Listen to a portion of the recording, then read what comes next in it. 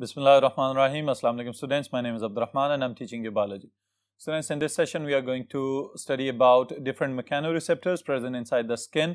आपकी स्किन के अंदर जो रिसेप्टर्स मौजूद हैं आपके लिए शॉर्ट क्वेश्चंस के हवाले से इंपॉर्टेंट है ये वाला टॉपिक, और उसके साथ ही साथ हम देखेंगे कि रिलेटिव अबंडेंस क्या है डिफरेंट रिसेप्टर्स की inside the skin. Details board पे देखते हैं. जी स्टूडेंट्स, सबसे पहली चीज़ तो ये कि जो रिसेप्टर्स हमने प्रीवियस सेशन में पढ़े हैं उनमें डिफरेंट टाइप्स के रिसेप्टर्स मौजूद थे, और अभी जो हम कंटिन्यू करने जा रहे हैं स्पेसिफिकली हम वो वाले रिसेप्टर्स की बात करेंगे जो स्किन के अंदर मौजूद हैं. ऑलराइट, तो स्किन के अंदर डिफरेंट टाइप्स के जो रिसेप्टर्स एग्जिस्ट कर रहे हैं और क्या क्या फंक्शंस परफॉर्म कर रहे हैं इन पे थोड़ी सी रोशनी डालते हैं. सबसे पहले तो आप ये बात याद रखिएगा कि स्किन हमारे पास एक बहुत ही ज़बरदस्त किस्म का ऑर्गन अल्लाह ताला ने दिया हुआ है जो कि बहुत सारे कम्प्लेक्स एक्टिविटीज़ में साथ ही साथ शामिल है, और इन कम्प्लेक्स एक्टिविटीज़ में से एक इंपॉर्टेंट काम इसका क्या है कि सेंसरी इनपुट लेना और फिर उसको आगे कन्वे करना towards the central nervous system. Alright, in skin the receptors are concerned with 5 different stimuli. जो काम स्किन कर सकती है वो कौन कौन से हैं? Touch, pressure, heat, cold, pain. Alright students, अब इनको बुनियादी तौर पे हम कहते हैं these are the tactile sensations, यानी वाइब्रेशंस वगैरह या प्रेशर या इस तरह से किसी और फिजिकल स्टिमुलस को डिटेक्ट करना, ये हमारी टेक्टाइल सेंसेशंस में शामिल किया जा सकता है.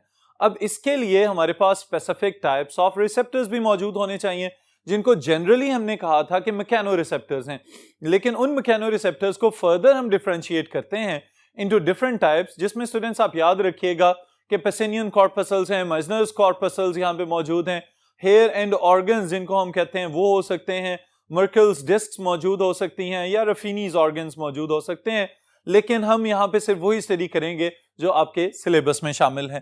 तो उसके लिए स्टूडेंट्स एक इंपॉर्टेंट स्टेटमेंट एमसीक्यूज के लिए आप याद रखिएगा. 3 different types of sensory organs या सेंसरी एंडिंग्स जिनकी हम बात करेंगे यहाँ पे वो कौन कौन सी हैं. The first one are the hair end organs.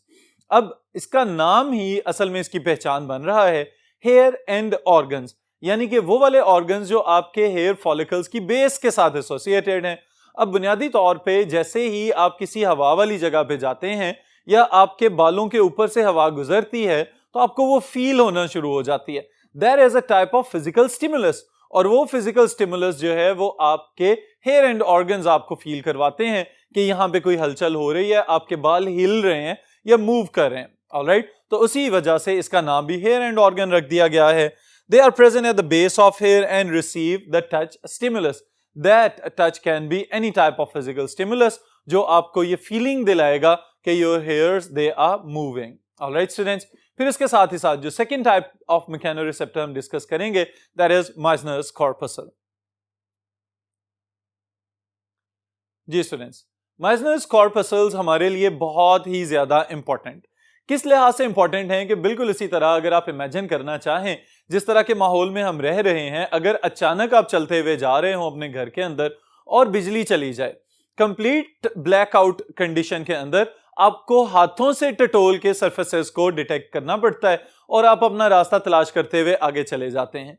तो ये जो हाथों से टटोल रहे हैं असल में आपके ये जो सॉफ्ट सेंसिटिव पैड्स हैं फिंगर टिप्स के ऊपर, ये इनकी बदौलत है कि आप सरफेसेस को पहचान पाते हैं. ऑलराइट, बिल्कुल इसी तरह से कि जैसे अगर आपने ब्लाइंड लोगों की जुबान समझी हुई हो या कभी देखा हुआ हो जिसे हम ब्रेल कहते हैं, तो वो भी डॉटेड लैंग्वेज उसको कहा जा सकता है.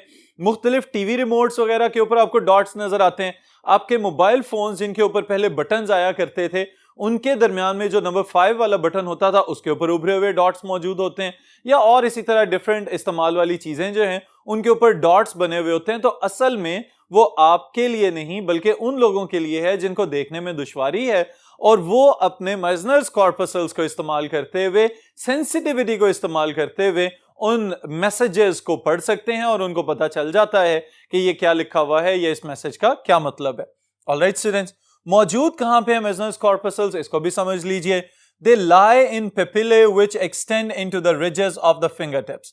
इनको हम पेपिलरी रिजेस भी कह सकते हैं. बुनियादी तौर पे अगर हम अपनी उंगलियों की स्किन या हथेलियों की स्किन पे गौर करें स्टूडेंट्स, तो हमें पता चलता है यहाँ पे उभार बने हुए हैं. ऑलराइट, उन उभारों को जब हम एक क्रॉस सेक्शन की फॉर्म में देखते हैं तो निचली साइड से स्किन थोड़ी सी उभरी हुई है. अब वो जो उभरी हुई स्किन है उस जगह पे जहां पे वो रिज बन रही है वहां पे नीचे से सेंसरी एंडिंग्स आके एक्सटेंड होती हुई अटैच हो रही हैं और उन सेंसरी एंडिंग्स को हम कहेंगे these are the Meissner's corpuscles.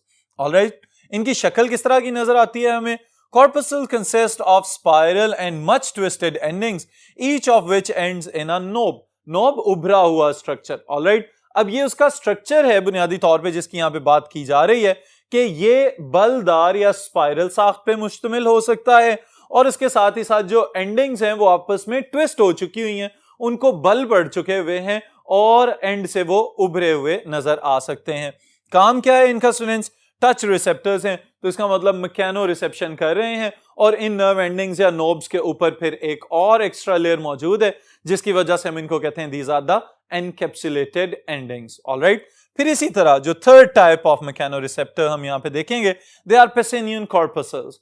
Alright, Pacinian corpuscles are specialised nerve endings that detect deep pressure stimulus. Alright, यानी कि ये स्किन की सरफेस से थोड़ा सा नीचे जाके डेप्थ में मौजूद होंगे, जब तक वहां तक इंटेंसिटी पहुंचेगी तब ये उसको डिटेक्ट करेंगे और फिर अपने नर्वस सिस्टम को ये मैसेज भेजेंगे कि यहां पे कोई तब्दीली रूनुमा हो रही है।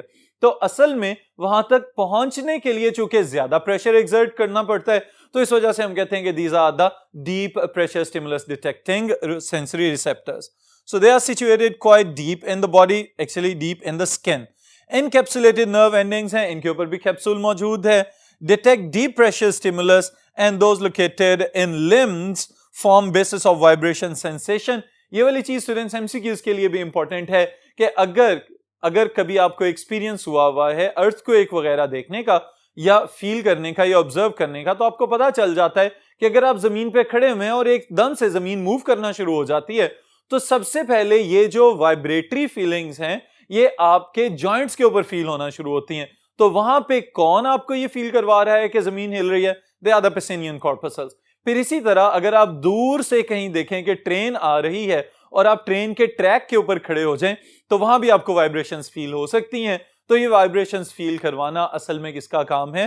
पेसिनियन कॉर्पसल्स का काम है। स्पेशली रोडेंट्स वगैरह की जब हम बात करते हैं तो उनके अंदर हमें ये ज्यादा स्पेशलाइज नजर आते हैं। जब उन्हें पता चलता है कि कहीं जमीन वाइब्रेट करने वाली है, अर्थक्वेक आने वाला है, तो दे immediately move themselves to the safer places। Alright students, फिर इसके साथ अगर हम दूसरी बात करें जो कि हमारे इस टॉपिक का आखिरी हिस्सा होगा, that will be the relative abundance of different receptors। कि स्किन के ऊपर जो मुख्तलिफ रिसेप्टर्स हैं उनकी तादाद एक दूसरे के लिहाज से कितनी है। जी स्टूडेंट्स, आपके लिए स्पेशली एमसीक्यूज के हवाले से ये बहुत इंपॉर्टेंट है स्टेटमेंट, इसलिए इसको याद कर लीजिएगा। relative abundance of different receptors inside the skin। जिल्द के अंदर मुख्तलिफ इकसाम के रिसेप्टर्स तो मौजूद हैं जिनका हमने आगाज में जिक्र किया कि मुख्तलिफ 5 इकसाम है कि जिसकी रिसेप्शन आपकी स्किन कर सकती है। इनमें से students pain receptors are 27 times abundant than cold receptors। इसका मतलब क्या हुआ कि रिसेप्टर्स की तादाद ज्यादा है, दर्द आपको ज्यादा फील हो सकता है एज कंपेयर टू कोल्ड। सर्दी की निस्बत दर्द ज्यादा फील होगा। और जब हम कोल्ड रिसेप्टर्स को कंपेयर करते हैं हीट रिसेप्टर्स के साथ तो हमें पता चलता है cold receptors are 10 times abundant than heat receptors.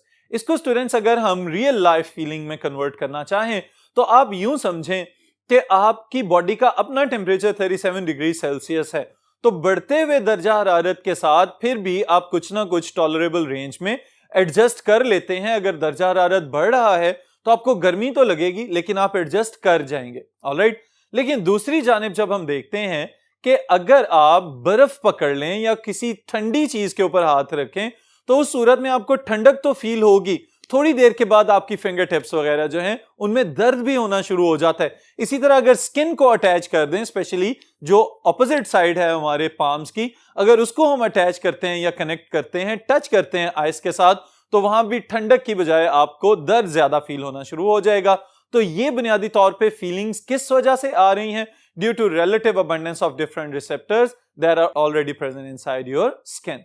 Alright, फिर उसके साथ ही साथ एक अहम बात स्टूडेंट्स वो ये कि जो रिसेप्टर्स हमारी स्किन में मौजूद हैं ये भी अनइवनली डिस्ट्रीब्यूटेड हैं। यानी ऐसा नहीं है कि अगर हम हथेलियों की बात करें तो जो हाथों की हथेलियों में जो तादाद है रिसेप्टर्स की वही हमें हाथों की बैक साइड पे नजर आना शुरू हो जाए, या रिसेप्टर्स की जो तादाद आपके नेक रीजन में है वही रिसेप्टर्स की तादाद आपकी कमर के ऊपर भी मौजूद हो।